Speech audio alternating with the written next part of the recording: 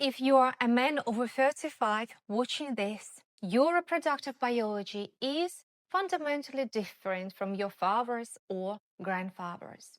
We are witnessing a silent, global biological crisis. Since 1970s, sperm counts in Western countries has plummeted by more than 50%. But here is what nobody tells you. This isn't just about making babies. This decline is a canary in the coal mine for your overall health, your testosterone levels, and your longevity. If your reproductive system is shutting down, it's because your body is overwhelmed. Today, we are going deep. We are going to look at the hard data, the chemical cocktail in your daily routine causing this, the stalling of male contraception, and most importantly, how to biohack your environment to protect your DNA. Hello and welcome back. I'm Dr. Elena Chirikhina, a lifestyle medicine advocate, helping you reduce stress, improve sleep, support metabolic health, and navigate midlife with confidence. On this channel, we don't do trends, we do evidence. If you want science-backed strategies to stay sharp and age well, make sure you hit that subscribe button and turn on notifications so you don't miss our deep dives. Let's look at the numbers because they are staggering. The conversation changed permanently in 2017 with a landmark meta-analysis by Dr. Shanna Swan and Hagai Levine. They analyzed data from over 40,000 men and found that between 1973 and 2011, sperm concentration in men from Western countries dropped by 52.4%. Critics initially said maybe we are just measuring it differently. But in 2022, they updated the study with data from 53 countries, including regions previously understudied like South America, Asia, and Africa. The results? The decline is global and it's accelerating. Since the year 2000, counts are dropping by about 2.6% every single year. To put this in perspective, the World Health Organization has actually had to lower its definition of normal. What's constituted a low sperm count back in 1950s will be considered average or even good today. We are grading on a curve, and the curve is crashing. Why does this matter if you don't want kids? Because fertility is a biomarker for general health. A man with a low sperm count has a statistically higher risk of developing diabetes, heart disease, and even facing early mortality. Your testicles are effectively a check engine light for your entire body. To understand why this is happening, we have to do a quick physiology lesson. Male fertility runs on a feedback loop called the HPG axis, the hypothalamic pituitary gonadal axis. Your brain, the hypothalamus, sends your hormone levels. It sends signal to your pituitary gland. The pituitary sends two messenger hormones, luteinizing hormones and follicle-stimulating hormone, down to the testes. Luteinizing hormone tells the Leydig cell to make testosterone.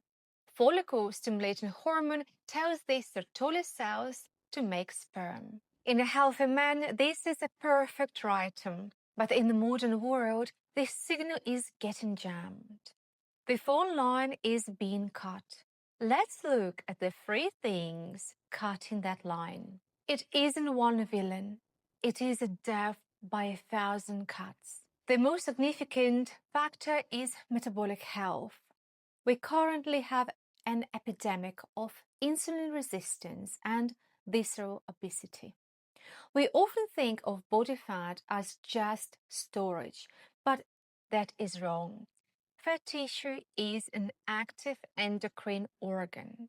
This stored fat contains an enzyme called aromatase. Aromatase takes your hard-earned testosterone and converts it into estrogen. When a man has high estrogen, his brain thinks, oh, we have plenty of hormones, and it shuts down the reproduction of luteinizing hormone and follicle stimulating hormone. So you end up with a vicious cycle. You gain weight, your testosterone drops, you lose muscle mass, your metabolic rate slows, you gain more weight. This is why waste circumstances is inversely related to fertility. Second, we are swimming in a sea of endocrine disrupting chemicals. These are anti-androgens. They either block your testosterone receptors or mimic estrogen. Phthalates, found in soft plastics, vinyl flooring, and personal care products like fragrance. High urinary phthalates levels are linked to lower testosterone and sperm quality. Bisphenols, BPA and BPS, found in hard plastics and the lining of food cans. Pesticide, specifically organophosphates, found in non-organic produce. These chemicals don't just affect you, they affect the next generation. We now have data showing that when pregnant women are exposed to high levels of phthalates, the male infants are born with a shorter anogenital distance, a marker of incomplete masculinization. We are literally chemically altering male development in the womb. Finally, physics. Testicles hang outside the body for a reason. They need to be 2 to 4 degrees cooler than your core body temperature. But what do we do today? We wear tight synthetic underwear. We sit for 10 hours a day, causing trapping heat. And we put laptops, which can generate significant heat and electromagnetic field directly on your laps. We are slowly cooking our fertility. Now, given this crisis, you would think we would be investing billions understanding male reproductive health. But this brings us to contraception paradox. We live in the world with pills, patches, injections, and implants for women. Yet, approximately 50% of pregnancy worldwide are still unwanted. Why? Because the current model is broken. We have placed 100% of biological burden on women. But hormonal birth control comes with real risk for women: mood disorders, depression, blood clots, migraines, and libido issues. Because of these side effects, many women stop using them or use them inconsistently. For 60 years, science has especially said men won't tolerate side effects, so we don't even try to make a pill for them. But surveys show that over 50% of men will take a male pill if it were available. They want to share the burden. So where is it? Right now, men effectively have two reliable options: the condom and the vasectomy. The vasectomy. This is a gold standard. It's a 15-minute, often no scalpel procedure. It's over 99% effective. However, I need to be clear. You must treat a vasectomy as permanent. While reversals are possible, they are expensive and not covered by insurance, and success rates drop significantly after a few years because your body can develop anti-sperm antibodies. But the science is moving.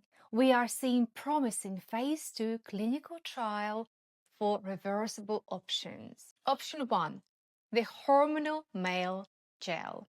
This is the most advanced option.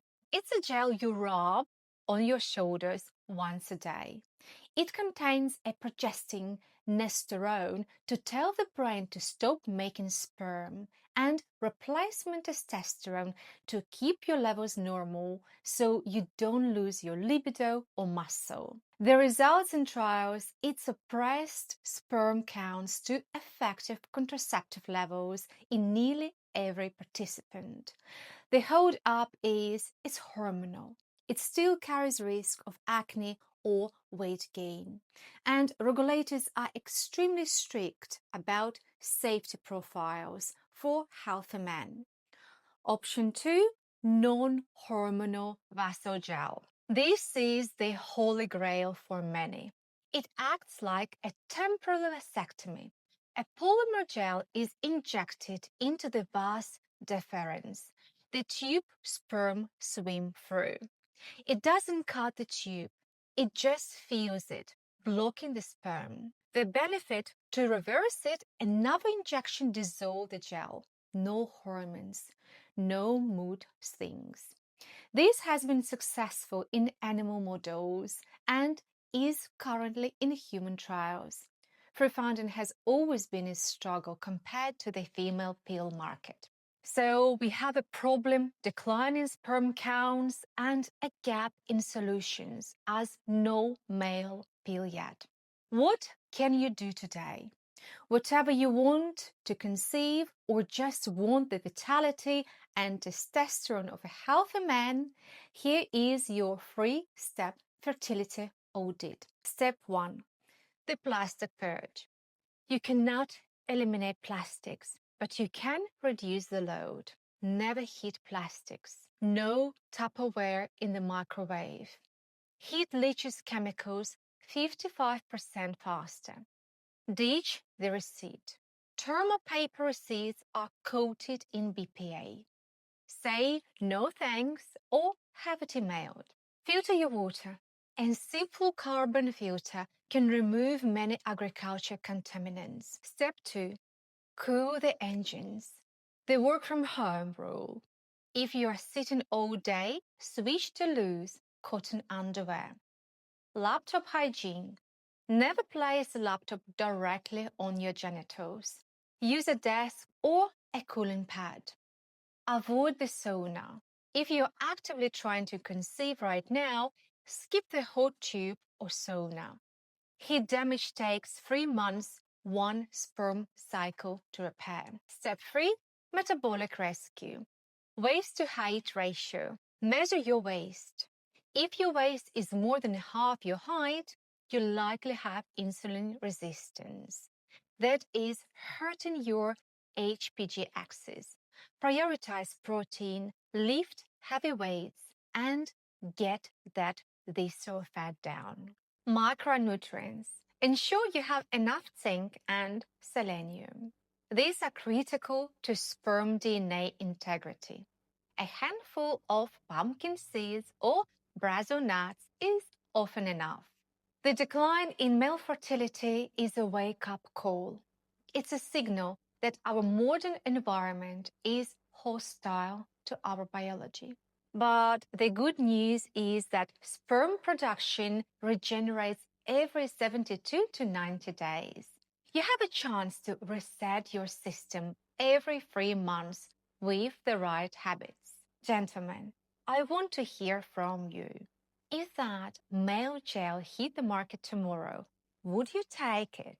Or is the fear of side effects too high? Let's start an honest conversation in the comments below. If you found this deep dive helpful, please like this video. It helps the algorithm share this health message with more men who need it. And if you are looking to improve your performance specifically, make sure you are subscribed for my upcoming video on biohacks for male vitality. I'm Dr. Elena Chirikhina. Stay healthy, protect your future, and I will see you in the next one.